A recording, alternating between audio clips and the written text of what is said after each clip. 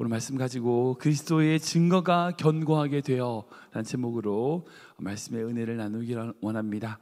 사랑하는 여러분, 하나님은 우리에게 2024년이라고 하는 새로운 사명을 허락하셨습니다. 2024년은요 그냥 시간 지나가니까 우리에게 오는 게 아닙니다. 우리에게 허락하신 이 시간, 이건요 바로 지금 우리에게 주신 사명임을 깨달아야 됩니다. 그리고 우리 삶에 하나님의 그 은혜가 나타나고 주님의 섭리가 역사하도록 우리의 시간, 그 시간을 주님께 드려야 됩니다. 우리가 그렇게 삶을 살아간다는 것이 바로 주님의 그 다시 오심을 기다리는 삶인 줄 믿으시기 바랍니다. 우리는 계속해서 이제 지난주부터 우리 고린도전서 말씀으로 우리 2024년에 우리에게 주시는 말씀을 주님의 마음을 나누고 있습니다. 제가 지난주에 우리가 먼저 가장 가져야 될 게 뭐냐? 신앙의 정체성이다. 바른 신앙의 정체성이다. 하나님의 이름으로 부르신 성도, 그리고 사도 바울이 자신을 사도임을 발견할 때에 그가 그의 모든 삶을 살아갈 수 있었던 것처럼 우리가 가지고 있는 정체성이 어떤 것인지, 우리가 어떤 존재인지를 바로 아는 것이 필요하다는 거예요. 그게 신앙의 뿌리입니다. 내가 누구인지 안다는 것은요, 내가 어떤 일을 해야 되고 또한 어떤 일을 하지 않아야 되는 것을 알게 됩니다. 우리가 우리의 자리를 인식할 때에 그 자리를 지키며 세상의 유혹과 고난을 이길 힘을 가질 수 있어요. 지금 이 시대를 보면 그렇잖아요. 정말 가정과 교회, 민족 안에 여러 가지 어려움과 문제 있습니다. 그렇게 수많은 가정들이 어려움을 겪습니다. 왠지 아세요? 이혼 안 가집니다. 자기가 누군지 몰라요. 자기 자리를 몰라서 그래요. 자기가 가장으로, 어머니로, 자녀로서 내가 어떤 자리, 내가 어떤 사람으로서 살아가야 될지를 모르는 거예요. 바울이 주님 안에서 자신의 사도임을 깨달았을 때에 그는 사도의 길을 걸어갈 수 있었습니다. 여러분, 우리가 누구인지 믿음의 정체성을 바로 가져야 돼요. 그리고 그런 정체성으로 말미암아 어떤 문제와 환경일지라도 어떻게 해요? 주님의 일하심과 신실하심을 감사할 수 있어요. 사도 바울이 그 고린도 교회를 보면서 감사했잖아요. 솔직히 감사할 게 없잖아요. 감사할 게 없어요. 문제 많습니다. 문제 많은 교회였어요. 그러나 신실하신 하나님, 정말 그 교회를 변화시키고 일으키실 그 하나님을 믿음으로 바라보았기에 사도 바울은 감사할 수 있었습니다. 정말 2024년 모든 성도님들이 그 믿음으로 어떤 환경일지라도 주님께 감사함으로 나아가는 귀한 성도 되시길 주님의 이름을 축원합니다. 오늘 그렇게 감사한 그 고린도 교회 안에도요 긍정적인 측면이 있다는 것을 보게 됩니다. 지난주 말씀드린 것처럼 그 고린도 교회는요 문제가 있는 교회입니다. 분쟁과 다툼이 있었고요, 음행의 문제가 있었습니다. 솔직히 책망할 것이 많이 있는 교회였어요. 그렇다고 책망만 하느냐? 아니에요. 그렇지 않아요. 그들 안에도 분명히 책망할 것이 있지만 그들 안에도 신앙의 가능성, 긍정적인 부분이 있다라는 거예요. 그래서 사도 바울은요 그 고린도 교회 성도들에게 어떤 책망을 하기 전에 먼저 그들의 가능성과 칭찬, 이런 격려를 아끼지 않습니다. 왜냐하면 그렇잖아요. 매를 먼저 때리기 전에 먼저 칭찬을 해주고 너무 이제 막 그렇게 부정적인 얘기를 먼저 하게 되다 보면 이게 주눅이 들어가지고 바르게 신앙생활하지 못하는 그런 영적인 좌절에 빠질 수가 있으니까 그런 것점을 먼저 감안해가지고 먼저 그들이 가지고 있는 신앙의 어떤 긍정적인 측면들을 먼저 드러내고 나타낸 다음에, 감사하고 난 다음에 그런 신뢰를 통해서 낙담하지 않도록 먼저 사도 바울이 얘기하고 있는 거죠. 그 얘기가 바로 8절입니다. 같이 읽어보겠습니다. 시작. 주께서 너희를 우리 주 예수 그리스도의 날에 책망할 것이 없는 자로 끝까지 견고하게 하시리라. 아멘.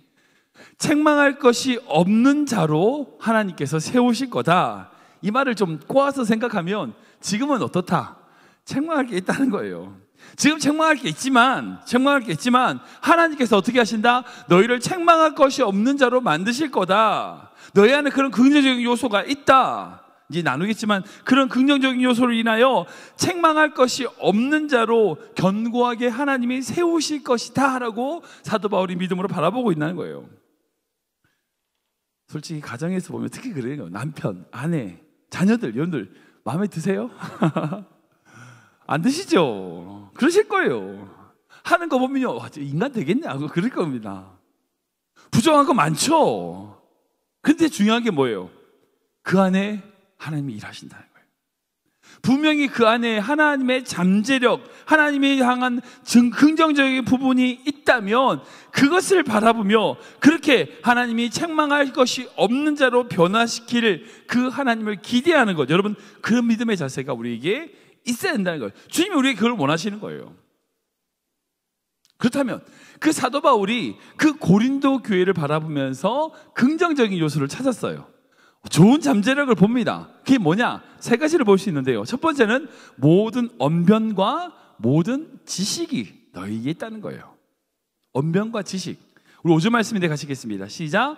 이는 너희가 그 안에서 모든 일 곧 모든 언변과 모든 지식에 풍족함으로. 아멘.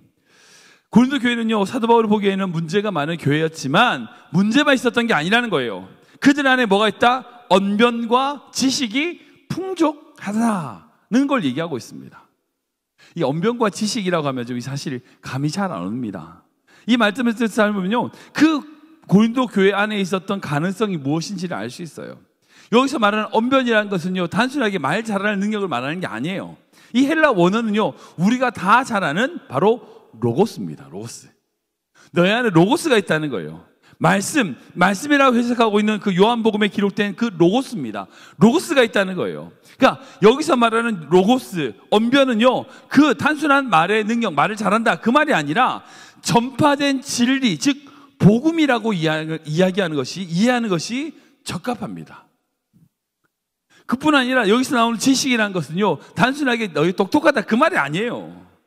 여기서 말하는 헬라어 지식은 그노세이라는 단어인데, 이것은 세상의 지식을 의미하는 것이 아니라 누구를 아는 지식? 그리스도를 아는 지식이라는 거예요. 빌립보서 3장 8절 말씀에 이렇게 기록되어 있습니다. 가시겠습니다. 시작. 또한 모든 것을 해로 여김은 내 주 그리스도를 아는 지식이 가장 고상하기 때문이라. 여기 나오는 지식이 바로 그노세이예요. 즉, 그 고린도 교회 안에 분쟁이 있고요, 윤리적인 문제 어떤 부분이 있어요. 그런데 적어도 그들 안에 뭐가 있다? 복음이 있다.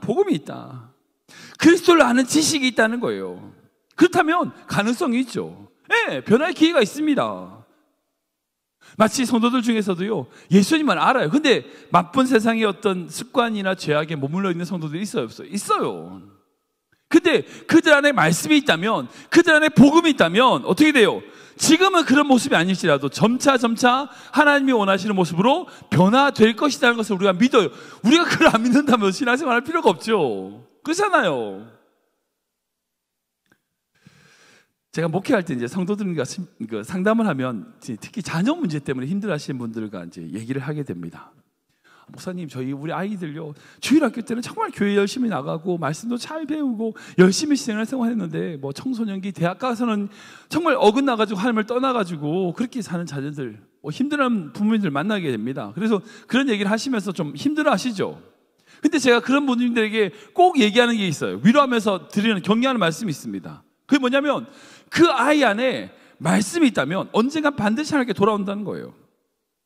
어릴 때 말씀으로 키우고 말씀 암송시키고 그렇게 가정예배 드리고 주일학교 교회 가서 예배를 드리고 그렇게 키워온 아이들이라면 지금 조금 엇나갈 수 있어요. 예, 그럴 수 있어요. 그러나 하나님을 아는 지식이 그들 안에 있다면 결국 때가 되면 반드시 주님께 돌아오게 된다는 거예요. 저는 그거 많이 경험했습니다. 때가 안 돼서 그래요. 좀 시간이 기다려야 돼요. 이게 진짜 중요한 거예요. 말씀이 있고요, 복음이 있고요, 어릴 때부터 주님을 아는 지식이 있다면 지금 세상이 좋아서 세상에 문제가 더 해서 막 세상을 그럴 수 있을지 몰라도 결국 때가 되면 반드시 주님께 돌아오게 됩니다. 돌아오게 되어 있어요. 지금 부족하고 연약할지라도 그 안에 말씀과 복음이 있다면, 그리스도를 아는 지식이 있다면 되는 거예요. 즉 고린도 교회 안에 분쟁이 있고 어려움이 있고 음행이 있고 문제가 있지만 적어도 그들 안에 복음, 로고스가 있고 예수 그리스도 아는 지식이 있다면 사도 바울은 감사할 수 있는 거죠. 두 번째로 그 고린도 교회의 긍정적인 뭐냐, 이 부분이 있다, 가능성이 있다. 뭐냐? 바로 그리스도의 증거가 있다는 겁니다. 증거. 우리 6절 말씀 볼까요? 가시겠습니다. 시작. 그리스도의 증거가 너희 중에 견고하게 되어. 아멘. 바울이 고린도 교회 안을 바라보면서 긍정적인 요소는 바로 그리스도의 증거가 있다는 거예요. 견고하게 된다는 겁니다. 여러분, 여기서 말하는 증거란 게 뭐죠? 검증된 사실을 의미합니다. 예를 들면 재판할 때 그런 거잖아요. 어떤 그 사람이 죄를 지었는지 안 지었는지를 확실하게 보여주는 물증, 어떤 사건, 어떤 그런 거, 그걸 증거라고 그러잖아요. 어떤 사건에 사용됐던 뭐 칼이나 뭐 도구, 그 사건을 확실하게 알 수 있는 어떤 전화 녹음, 뭐 전화 내용, 뭐 이런 것들이 증거가 되는 거죠. 이게 증거가 바로 헬라어로 마르티니오이라는 단어인데, 이게 바로 다른 말로 무슨 아세요? 마르티스, 증인이에요, 증인.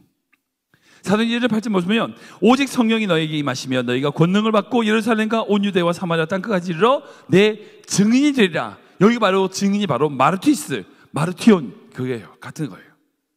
즉 고린도 교회 안에 뭐가 있다고요? 마르티니온, 즉 한 예수 그리스도를 향한 증거가 견고하다는 거죠. 이 말이 무슨 의미일까요? 무슨 의미일까요? 그들 안에 말씀과 능력과 예수 그리스도의 역사에 대한 확실한 경험이 있다는 거예요. 경험이. 말씀을 단순하게 아는 것뿐 아니라 그 말씀이 어떻게 역사했는지에 대한 경험들, 확실하게 누구도 부인할 수 없는 증거들이 있더라는 거예요. 어느 누구도 부인하지 못하는 확실한 경험들이 그 교회 안에 있더라는 거예요. 그럼 되죠. 그럼 너무 귀한 거죠. 여러분들 실험실 같은 곳에서 실험을 해요. 그 실험을 한 다음에 어떤 결과가 나왔어요. 그럼 어떻게 해요? 논문으로 발표하고 모든 사람들이 부인할 수 없는 증거로 제시합니다. 그럼 무슨 말이에요? 그것이 사실로 확증된 거예요. 그처럼 그 고린도 교회 안에 예수께서 그리스도이심을, 부활하고 우리를 위하여 하늘에 올라가시며 우리를 위하여 다시 오실 그 예수 그리스도에 대한 확실한 무언가가 있더라는 거예요. 경험적으로 확실한 증거들이 그들 가운데 견고한 것들로 세워져 있다는 거예요. 그렇다면 그 고린도 교회가 지금 부족하고 영연할지라도 그 증거가 있기 때문에 그들이 변화될 수 있다는 것을 사도 바울이 바라본 거죠.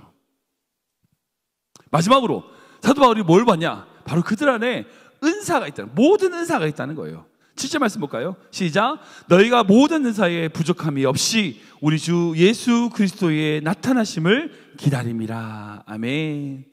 여기서 말하는 은사는요, 기본적으로 구원, 신약성경에서 구원이라고 표현할 수 있고, 또 다른 걸로는 하나님의 선물, 기프트라고 이해할 수 있습니다.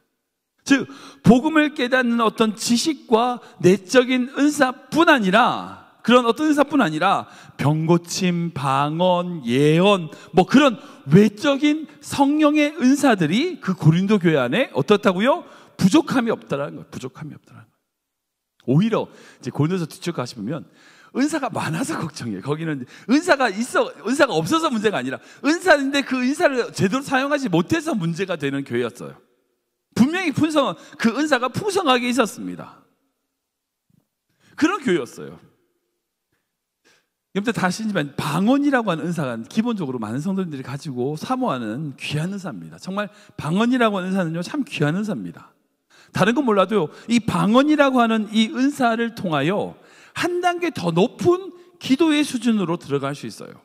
그러니까 기도할 때 방언 기도를 한다는 것은요, 이게 내 생각으로 기도하는 게 아니라 나를 통하여 하나님이 기도하게 하시는 거거든요. 그러니까 나는 생각하지 않고 가만히 있고 소리만 내는데 하나님이 그 입술을 통해서 그냥 일을 하시면서 말씀으로 기도하시는 거예요. 그게 방언의 유익함입니다. 그러니까 내가 기도의 도구가 되는 거예요. 그게 방언의 진짜 중요한 유익이라고 할 수 있어요. 그래서 방언 기도하시는 분들도 적어도 방언 기도를 하신다. 그러면 하나님께 헌신하는 것, 하나님을 위하여 손해보는 것에 대해 주저하시는 분은 저는 못 봤어요. 그러니까 방언 기도하면서 제가 11조 해야 돼요 말을, 이거 질문하면 못 봤어요. 그러니까 방언의 은사를 받으면 그런 문제들은 그냥 싹 지나가요. 어떤 세상의 어떤 방법이 아닌 하나님의 방법대로 살려고 몸부림치는 거죠. 그러니까 기본적으로 11조라든지 어떤 물질에 대하여 하나님께 드리고 헌신하는 것은 기본적으로 하고 그 다음으로 넘어가는 게 방언의 은사인 거죠. 그러니까 방언의 은사가 있다면 그 나머지 것들은 하나님에 대하여 헌신하는 부분에 대해서는 그냥 넘어갈 수 있는, 그렇게 훈련될 수 있는 게 특징입니다. 하나님께서 우리 교회에 대해, 각 교회마다, 우리 교회뿐 아니라 여러 교회마다 그런 하나님의 은사를 주세요. 그 이유가 뭔지 아세요? 그 은사를 통하여 어떻게 해요? 다른 사람을 세우는 거예요. 다른 사람을 세우는 거예요. 하나님의 뜻의 통로로 쓰임받는 거죠. 말씀드린 것처럼 방언 기도를 통하여 내가 기도의 도구로 하나님께 쓰임받는 것처럼, 내가 그런 은사를 받으면 그 은사를 통하여 다른 사람을 위하여 하나님의 도구로 쓰임받게 되는 거예요. 그게 은사의 특징이죠. 그렇다면 그런 은사가 있는 교회라면, 정말 바른 은사가 세워져서 그런 은사로 말미암아 풍성한 교회라면 그 교회 안에 얼마나 많은 성김과 아름다운 유익들이 있겠냐는 거예요. 그렇다면 가능성이 있죠. 가능성이 있죠.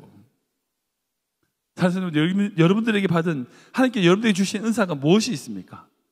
지금은 내가 부족하고 연약하지만 주님을 위하여 주님이 기뻐하시는 삶으로 변화시키는 힘이 바로 그 은사를 통해 나타나는 것을 믿으시기 바랍니다. 그래서 은사를 사모하셔야 돼요.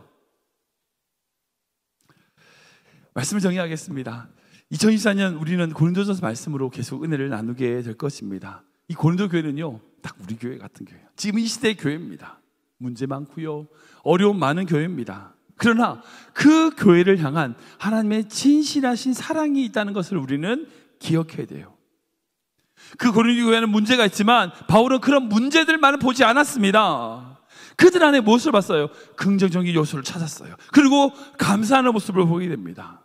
부정적인 것만 찾는 것이 아니라 긍정적인 부분을 찾아서 그들을 격려하고 있어요. 세 가지입니다. 뭐예요? 모든 언변과 지식, 다른 말로 복음이 그들에게 있다는 거예요. 주님을 아는 지식이 있다는 거예요. 확실한 그리스도의 증거, 경험적으로 예수 그리스도를 너희가 알지 않냐? 너희가 알잖아 라고 말하고 있는 거예요. 또한 그들 안에 주님이 주신 선물, 은사가 있습니다. 서로를 위하여 섬기고 헌신할 수 있는 은사가 너희들에게 있지 않냐? 여러분들, 그것이 있다면 그 고린도 교회가 비록 연약하고 문제가 있는 것이 교회이지만 그 하나님께서 그 교회를 변화시켜 나가는 것을 기대하게 되는 것이 바로 바울의 믿음이었어요. 저는 우리 모든 성도님들이 여러분들의 삶과 여러분들의 가정, 그리고 우리 교회를 향한 이 믿음으로 나아가길 주님을 축원합니다. 다른 거 다 떠나서 말씀이 있으면 돼요. 복음이 있으면 됩니다. 예수 그리스도의 확실한 증거가 있으면 돼요. 은사를 사모하십시오. 그 은사를 통하여 주님께서 여러분들 통하여 일하실 것을 기대하시는 귀한 2024년 되시길 주님으로 축원합니다.